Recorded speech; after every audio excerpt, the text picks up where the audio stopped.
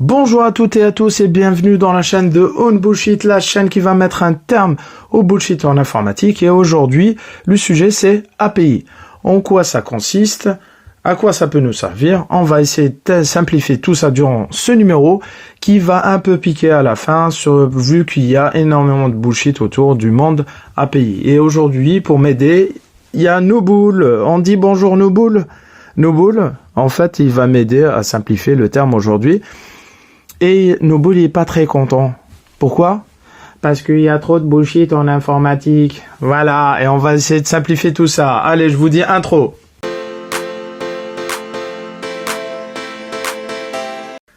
Du coup, Nouboul, il s'est présent. C'est un super nounours.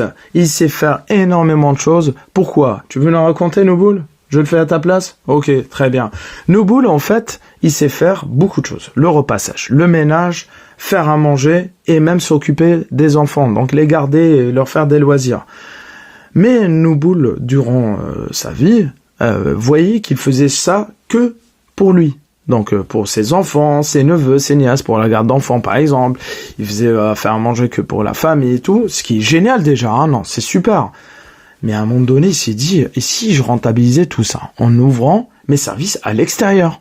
Donc il propose ces services à l'extérieur pour qu'ils soient accessibles à d'autres particuliers et il reste pas enfermé avec ses tâches uniquement dans sa maison.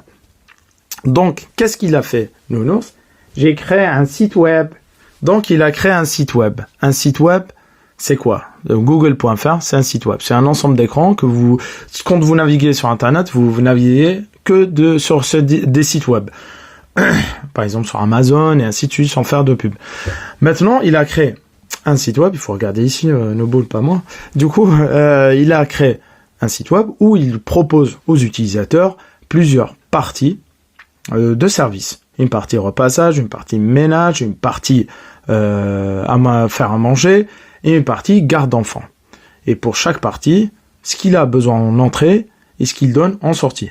Voilà. Très simplement, et un service dans la vie de tous les jours, c'est un service qui nous est utile. C'est quelque chose qui nous est utile. Par exemple, j'ai besoin d'une baguette de pain, je pars à la boulangerie, j'avance, je dis ma demande, je veux une baguette de pain avec l'argent associé, et en sortie, j'ai ma baguette de pain et la monnaie si j'avais avancé plus qu'il en faut. Voilà, donc très simplement. Donc, et Nouboul a eu la meilleure idée du siècle. Et Nouboul, en fait, qu'est-ce que tu as fait informatiquement parlant derrière le site web? Eh ben, j'ai créé des API et c'était ça mes parties. Et je vous dis définition. Du coup, une API, c'est quoi? Et merci Nouboul pour cette idée ingénieuse d'avoir créé des API. Une API, c'est A pour Application, P pour Programming et I pour Interface. Et la vidéo du jour, c'est Atlas. Non, pas de bullshit quand même. Non. API, c'est quoi? Définition très simple et après, on va essayer de décrire le bullshit qui gravite autour. Ok? API, c'est toujours Application Programming Interface, les trois termes, les trois mots qu'on a rassemblés. Hein. Donc, c'est une interface, un contrat. Je mets interface / un contrat qui décrit les entrées simples et structurées convenablement pour que ça soit compréhensible par un être humain et en sortie aussi une structure de données simple et bien décrite pour que ça soit aussi compréhensible par un être humain. Donc c'est quelque chose, un contrat, une interface qui va vous rendre service. C'est pour ça qu'on parlait de Nouboul qui a rendu service via son site internet avec le repassage et tout. Donc par exemple, je vais vous donner d'autres exemples. J'ai besoin de réserver un vol par avion pour aller d'un point A à un point B. Il y a une API sur les sites que vous manipulez pour réserver et tout. Il y a toujours des API derrière que vous voyez pas qui vous allez leur envoyer le nombre de personnes, la date de départ, la date de retour, si c'est un aller-retour, bagage en soute ou pas, quelle compagnie préférée, en sortie, vous donne la liste des vols. Voilà, donc vous avez, s'il y a quelque chose qui va vous a rendu service. Mais par contre, il y a un contrat, il n'y a pas de code encore. Quand on parle d'API, on parle pas de code. Ça c'est bien, parce qu'aujourd'hui, des fois, quand je demande, on me dit votre API, vous pouvez me l'envoyer? On me dit non, elle n'est pas encore implémentée, elle n'est pas encore déployée. Un Nouboul, on est d'accord. Donc non. Nous, on veut le API uniquement, donc le contrat.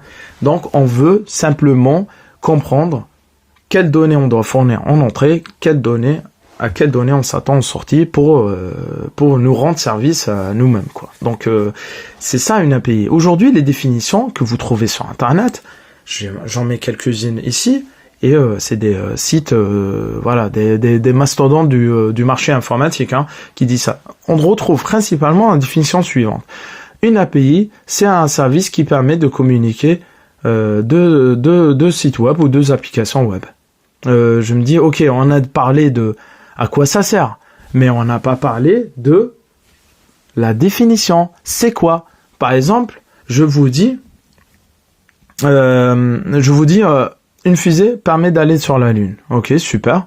Mais la fusée, c'est quoi en fait? Donc c'est ça en fait aujourd'hui le combat en fait, le combat, on peut dire ça. C'est définir la base. En entreprise aussi, hein, on en voit la majeure partie de la population informatique dans les entreprises aujourd'hui sont néophytes par rapport aux nouvelles technologies. Parce que l'API, c'est vu comme un mot récent. Parce que depuis 2017-2018, il a été réemployé. Là, il est revenu très à la mode, ce qui fait de lui un buzzword. Mais le mot API, on va revenir à l'entreprise. Mais le mot API, en fait, il est apparu, le concept, le mindset autour. Le mindset, c'est un état d'esprit, pour traduire, c'est-à-dire la façon de réfléchir de façon très correcte et synchro avec ce qu'on manipule. Donc le mot API, le mindset autour, est apparu dans les années 1940-1950.